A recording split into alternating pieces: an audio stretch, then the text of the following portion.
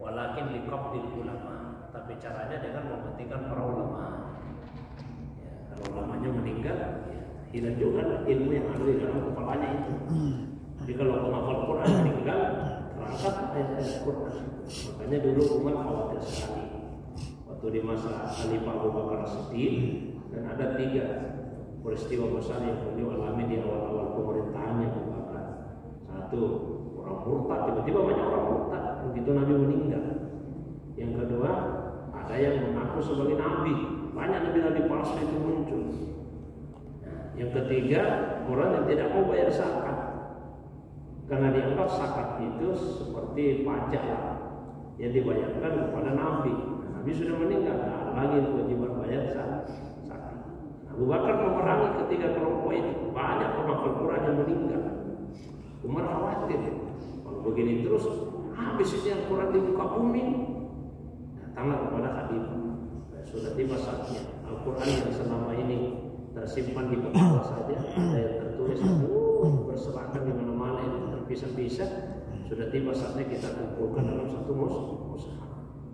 Awalnya Abu Bakar tidak setuju, alasannya kaifa aqlu ma lam yaf'al Rasulullah. Umar, masa saya berani melakukan yang Nabi tidak pernah lakukan? Tapi Umar terus meyakinkan. Saya kata Abu Bakar Siddiq, malam biasa Umar yurajul. Umar itu terus meyakinkan saya. Ba'ala khairan misla ma yara. Akhirnya saya melihat kebaikan seperti kebaikan yang dilihat oleh Umar bin Khattab. Akhirnya beliau setuju. Nah, selain diangkat dari dalam kepala itu dengan diwafatkannya para penghafal Quran, ya memang ayat-ayat Al-Quran itu akan hilang tulisannya di mushaf-mushaf menjelang kiamat. Pastinya kamu kita tidak tahu, karena tanda-tanda ini kita tidak tahu kapan mulai. Saya sudah pernah sebutkan tanda kiamat itu kan 3, tanda kecil, sedang, besar. Yang besar yang belum kita alami. Kalau tanda kecil terjadi satu kali saja terjadi dan tidak berulang-ulang. Seperti apa? Diutusnya Nabi itu tanda kiamat kecil. Karena kalau Nabi akhir zaman belum diutus, berarti belum dekat ini kiamat. Begitu Nabi diutus sudah dekat kiamat. Itu sudah terjadi dan tidak akan terjadi lagi. Ada tanda sedang namanya terjadi dan berulang-ulang. Seperti misalnya masjid yang besar, tapi sedikit yang sholat di dalam. Itu dia antara tanda besar yang selalu tidak. Apapun kejadiannya, Allah yang mengetahui secara pasti. Termasuklah di antaranya tadi hilangnya Al-Quran. Terus yang kedua, jadi mendengarkan ceramah untuk ilmu itu sesuatu yang baik. Baca Quran juga baik. Tinggal kita lihat kondisinya saja. Kan prinsipnya begini. Al-jam'u baina syai'ain aula min ihmali ahadihima. Al-jam'u baina syai'ain aula min ihmali ahadihima. Mengamalkan dua yang baik itu lebih baik daripada satu diamalkan satu tidak. Maka dilihatlah, ada yang waktunya muwassa, yang waktunya mudajjah, ada yang waktunya luas, ada yang waktunya sempit. Kalau ada yang waktunya luas, ada yang sempit, ya kerjakan dulu yang sempit waktunya dibandingkan yang luas. Contoh, katakanlah misalnya ada ceramah tarawih kan? Ada ceramah tarawih di masjid. Ada ceramah. Kalau ada ceramah tarawih ya ceramahnya itu hanya selesai salat isya begitu. Tapi kalau kita baca Quran, biar sudah selesai sholat tarawih kita bisa baca Quran. Jadi kalau misalnya ada yang ceramah di salat isya ceramah tarawih, maka yang terbaik pada saat itu ya dengarkan dulu ceramah. Kita mengaji, kalau kita mengaji, nah bisa kita mendengarkan ceramah. Dengarkan saja. Selesai orang salat tarawih, silakan kita baca Quran. Bukan karena mendengar ceramah lebih baik, tapi karena dia waktunya mudahiyah, waktunya lebih sempit. Waktunya lebih sempit dibandingkan dengan baca Quran ya waktunya panjang atau semua ya. Bukan karena saya, dia punya siapa saja. Kita lihat pengajian seperti ini. Ya pengajian hanya antara maghrib isya saja. Kalau misalnya pergi sudut-sudut mengaji saja. Habis isya nggak ada lagi pengajian. Sementara masih bisa mengaji setelah salat isya. Jadi bukan persoalan ceramahnya lebih baik, semua baik. Tapi bagaimana supaya semua kebaikan itu bisa kita lakukan? Maka kita lakukan ya memang waktunya mudahiyah, yang waktunya sempit terbatas dibandingkan yang waktunya luas. Mungkin Allah. Saya boleh nanya ya? Boleh nanya masalah apapun.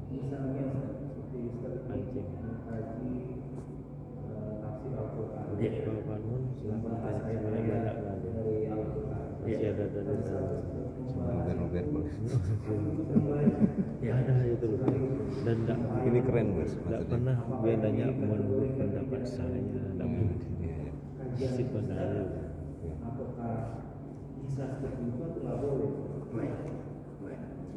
Bisa, karena itu justru memperkuat.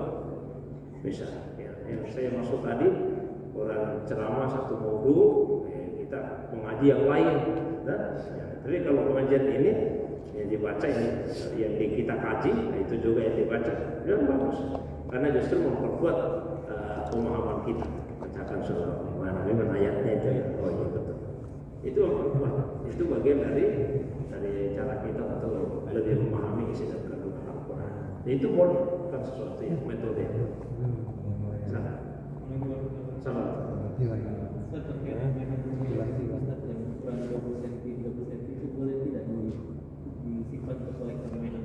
Apa itu? Mainan robot-robot Ustaz. Oh iya. Ada juga yang nanya kemarin Baik. sia-sia gitu. Yang Dia tidak banyak boleh itu beli minuman dari Rusia. dia Karena kan makhluk kalau hidup yang Sukhoi kan memang sering ada balik wujudnya. oleh-olehnya minuman Rusia. Makhluk hidup yang Tidak diminum, cuma buat koleksi. makhluk hidup itu misalnya yang menyerupai kita ini manusia. Kalau robot kan robot sebenarnya tidak ada wujudnya, itu hanya sesuatu yang fantasi khayalan saja. Khayalan tidak ada masalah. Tapi kalau yang menyerupai makhluk hidup, nah itu tidak boleh. Ya tidak boleh. Kecuali hanya sekedar untuk mainan anak-anak saja. Mainan anak-anak bisa. Itu pun dulu pernah Nabi perintahkan untuk dipotong kepalanya. Dihilangkan kepalanya. Karena kata Nabi intinya itu kepala. Maksudnya apa intinya kepala? Coba kalau ada orang jalan, tidak ada tangannya, kita nggak takut. Dia tidak ada tangannya. Ada orang jalan tidak ada kakinya, kita juga nggak takut. Tapi coba kalau ada orang jalan tidak ada kepalanya, siapa ini? Pasti kita lari itu kan. Siapa yang tidak ada kepalanya? Biar utuh yang lain, tapi kalau kepala tidak ada. Tapi kalau kepalanya masih ada, yang penting kepalanya masih ada. Mau tidak ada tangannya, mau tidak ada kakinya, tidak lari kita. Karena ini intinya. Saya mau maaf ya. Jadi patung-patung itu kalau menurut banyak ulama kita itu tidak boleh. Patung-patung termasuk namanya. Tapi yang mana ada wujudnya, bukan hanya sekedar fantasi saja. Robot-robot kan sebetulnya tidak ada dalam kenyataan makhluk hidup yang seperti robot itu. Mungkin itu Allah. Jen, Ustaz, sebagai seorang Muslim, tahapan bidang-bidang pelajaran atau ilmu Islam apa yang perlu diketahui demikian? Oke. Jadi ilmu agama itu kan banyak, tapi yang paling mendasar itu 3. Ini namanya ilmu maqasid. Nanti ada ilmu wasail. Wasail itu ilmu alat. Kalau ilmu maqasid, ilmu yang memang substansinya. Ilmu maqasid itu intinya 3 sebetulnya. Dan itu disajikan dari hadis. Ada hadis yang sangat cukup panjang ya. Beberapa kali saya bacakan itu. Ketika Jibril mengubah wujudnya menjadi manusia, bertanya ke Nabi 5 pertanyaannya. Tapi dari 3 pertanyaan awal itulah dirumuskan ilmu-ilmu dasar Islam. Apa itu? Iman, Islam, dan ihsan. Nah, iman, Islam, dan ihsan. Atau Islam, iman, dan ihsan. Masalah keislaman itu dibahas dalam ilmu fikih. Ilmu fikih. Kemudian tentang iman itu dibahas dalam ilmu tauhid. Kemudian tentang ihsan dibahas dalam ilmu tasawuf.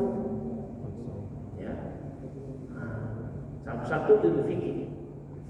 Ilmu fikih itu mengajarkan kepada kita cara beribadah, cara menyembah Allah.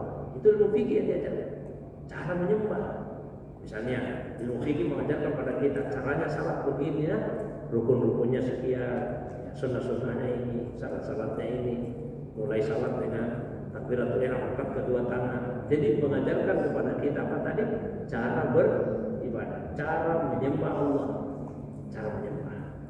Tapi fikih tidak mengajari kita tentang Allah yang disembah itu. Coba baca kitab-kitab fikih, apa diajarkan kepada kita tentang Allah, tentang sifat-sifat? Tidak ada. Hanya mengajarkan kepada kita cara menyembahnya. Tapi bagaimana kita mau menyembah yang kita tidak kenali? Nah, itu diajarkan dalam ilmu tauhid. Jadi kalau ilmu tauhid itu mengajarkan kepada kita tentang Allah yang kita sembah. Allah yang kamu sembah sifatnya begini, nama-namanya ini. Itu tentang tauhid. Terus satu lagi tentang tasawuf. Tasawuf itu mengajarkan kepada kita bagaimana berakhlak, ya, punya adab yang baik kepada Allah Subhanahu wa Ta'ala. Ini 3 ilmu dasar Islam. Bukan masalah namanya ilmu itu apa, yang penting substansinya. Karena ada orang yang menolak, katakanlah yang dari 3 itu yang sering dipersoalkan ke tasawuf. Langsung ada di masa Nabi. Saya tanya, apanya yang tidak ada? Namanya atau substansinya? Kalau substansinya itu ihsan. Ketika Jibril bertanya apa itu ihsan, Nabi jawab ihsan itu kamu beribadah kepada Allah seperti melihatnya. Itu adab kepada Allah dalam beribadah. Kalau tidak bisa seperti itu, yakinlah Allah melihatmu. Itu adab. Bukan fikih yang mengajarkan kita, bukan tauhid. Kalau masalah nama kan tidak ada masalah. Bukan sampulnya yang penting itu isinya. Contoh, pernah tidak mendengar ada yang mempersoalkan ilmu akidah? Tidak ada yang mempersoalkan ilmu akidah. Padahal nama akidah pun juga tidak pernah ada di masa Nabi. Dan disebut-sebut itu di Al-Quran. Nah, 1000 ayat ini tidak ada satupun kata akidah disebut dalam Al-Quran. Kita persoalkan karena bukan persoalan nama. Yang penting itu yang dimaksud ilmu akidah intinya adalah mengajarkan kepada kita tentang keimanan. Spesifiknya paling khususnya iman tentang Allah. Bagaimana kita mengimani Allah dengan iman yang benar. Jadi ini 3 ini yang tidak pelajari. Bukan berstruktur, bukan berarti harus katakan permantap dulu fikih baru belajar itu. Bagaimana kita mau belajar cara menyembah, kita tidak pelajari siapa yang disembah. Jadi bukan berstruktur Pak, bukan berarti harus selesai fikihnya baru tauhid selesai itu, tidak. Dipelajari secara simultan, secara berbarengan. Jadi ada kajian fikih kita ikuti, kajian tauhid kita ikuti, kajian tasawuf kita ikuti. Nah, ada ilmu-ilmu lain namanya ilmu wasail, ilmu alam. Kalau ilmu alam ini tidak semua umat Islam dituntut untuk mempelajarinya. Biarlah itu bagiannya ulama kita, ilmu alam. Contoh ilmu tafsir, ilmu hadis, kan tidak semua dituntut untuk mempelajari. Biarlah ulama kita. Misalnya kaidah menafsirkan Al-Quran. Oh, kalau ada ayat yang menggunakan lafaz yang nakira, itu menunjukkan apa? Keumuman. Nah, semua dituntut untuk tahu. Ilmu hadis, ini hadis sahih itu apa? Hadis dhaif itu apa? Nah, semua dituntut untuk mengetahui. Karena itu ilmu alam. Ilmu alam namanya. Nah, misalnya lagi ilmu tentang bahasa Arab, ilmu nahwu. Ini asal katanya dari mana ini? Fil madi fil murad, tidak semua dituntut untuk itu sebatas ilmu alam. Tapi 3 ini ya semestinya kita semua mempelajarinya karena kita wajib tahu cara menyembah Tuhan kita Allah SWT. Kita wajib tahu tentang Allah yang kita sembah dan bagaimana kita punya adab yang baik kepada Allah Subhanahu wa Ta'ala. Barangkali Allah bisa. Saya izin Ustaz, terkait tadi tentang bidang ilmu yang perlu dipelajari oleh seorang muslim, siapa saja yang berhak menyampaikan ilmu tersebut? Apakah harus secara umum muslim atau seorang mursyid demikian? Seorang apa? Mursyid. Oh, kalau seorang muslim ya mesti muslim, tidak boleh ya bukan muslim. Kenapa tidak boleh yang bukan muslim? Karena orang yang bukan muslim itu tidak percaya Muhammad itu nabi, ya kan begitu? Dia tidak percaya bahwa Nabi Muhammad SAW itu nabi. Dia tidak mempercayai isi Al-Quran. Bagaimana mungkin kita mengambil ilmu dari orang yang tidak mengimaninya? Ya harus muslim. Nah, terus tadi tentang mursyid. Nah, begini. Apa itu mursyid? Mursyid itu arti harfiahnya yang memberi petunjuk. Ya, mursyid itu arti harfiahnya yang memberi petunjuk. Nah, petunjuk itu ada dua macam. Ada yang umum, ada yang khusus. Ya, ada yang petunjuk umum, ada petunjuk khusus. Karena itu dakwah juga di dalam Al-Quran itu dua macam. Dakwah itu dua macam. Satu, dakwah mengajak ke jalannya Allah. Ya, dakwah mengajak ke jalan Allah. Saya bacakan ayatnya di surah Nahl. Ud'u ila sabili rabbik. Sabil itu kan artinya kan. Ud'u, ajaklah manusia ila sabili, ke jalan Tuhanmu. Jadi disuruh ajak ke jalan Tuhan. Terus ada dakwah yang bukan ke jalan Tuhan. Contoh ayatnya, Wa man ahsanu qaulan mimman da'a ila Allah. Ucapan siapakah yang lebih baik dibandingkan ucapannya orang yang mengajak kepada Allah. Bukan ke jalan Allah, tapi mengajak kepada Allah. Kalau yang pertama tadi mengajak ke jalan Allah. Kalau yang kedua mengajak kepada Allah. Nah, apa bedanya? Mengajak ke jalan Allah dengan mengajak ke jalan Allah, kepada Allah. Mengajak ke jalan Allah itu artinya mengajak orang untuk mengenal, mengetahui hukum-hukum Allah. Itu jalan Allah namanya. Jadi kita ajak orang untuk mengetahui, mengenali hukum-hukum Allah. Hukum-hukum Allah itu ada perintah, ada larangan. Ini perintah Allah ya. Untuk apa diketahui? Untuk dilaksanakan. Larangan-larangan Allah untuk apa diketahui? Untuk ditinggalkan. Jadi orang yang mengenalkan kepada kita tentang perintah dan larangan Allah, hukum-hukum Allah, itu mursyid. Tapi itu mursyid umum. Mursyid umum. Saya yakin semua penceramah, semua mubalikat tidak akan keluar dari situ. Yang disampaikan itu perintah Allah, yang disampaikan larangan Allah. Kalau perintah supaya dikerjakan, kalau larangan supaya ditinggalkan. Kita bahas puasa ini, puasa.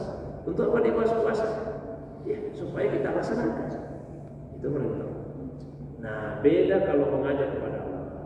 Kalau mengajak kepada Allah itu bukan lagi sekedar mengetahui hukum Allah, bukan sekedar mengenal perintah dan larangan, tapi untuk apa? Untuk mengenali yang memberi perintah dan larangan itu. Itu mengenali Allah. Nah, ini yang dibutuhkan mursyid yang bersifat khusus, bukan mursyid yang bersifat umum. Contoh, saya bacakan lagi ayatnya. Tugasnya Nabi. Ya Yuhan Nabi, wahai Nabi, inna arsalnaka syahidan, kami mengutusmu sebagai saksi, wa mubasysyiran, membawa kabar gembira, wa naziran, memberi peringatan, wa da'iyan ilallah, mengajak kepada Allah. Bukan jalan ini, da'iyan ilallah, mengajak kepada Allah, langsung kepada Allah. Biizni, dengan izinnya, wasirajan munira, dan pelita yang menerang. Coba kita perhatikan 5 tugasnya Nabi di situ. Khusus yang keempat tadi da'iyan ilallah, mengajak kepada Allah, langsung dikasih keterangan. Apa keterangannya? Biizni, dengan izinnya. Nah, jadi harus ada izin. Kalau mengajak kepada Allah, harus ada izin yang bersifat khusus. Nabi izinkanlah kepada beberapa sahabat. Imam Ali izinkan kepada beberapa muridnya. Imam Hasan Basri izinkan beberapa muridnya. Habib Al-Ajami izinkan muridnya. Abu bin Nusayratai izinkan muridnya. Marwan Al-Qari izinkan muridnya. Saya izinkan muridnya. Yaitu Imam Junaid Al-Baghdadi. Beliaulah Sayyidul Hadith, penghulu dari para ulama tasawuf. Itu mesti ada izin yang bersifat khusus kalau untuk belajar tasawuf, mengenali Allah Subhanahu wa ta'ala. Mungkin itu Allah ta'ala.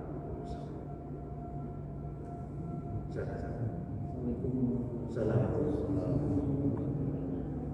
Nah, mendengar biasanya kalau orang baik itu biasanya pendek umurnya. Orang baik itu pendek umurnya Ustaz. Orang-orang yang tidak tahu sebenarnya. Itu saya Iya. Baik. Panjang itu kan relatif. Masih begini. Panjang relatif ya. Sama dengan lama sebentar itu kan relatif. Kalau kita cerita, kita duduk berdua dengan orang yang kita tidak suka. Kita 5 menit sama-sama itu lama dirasa.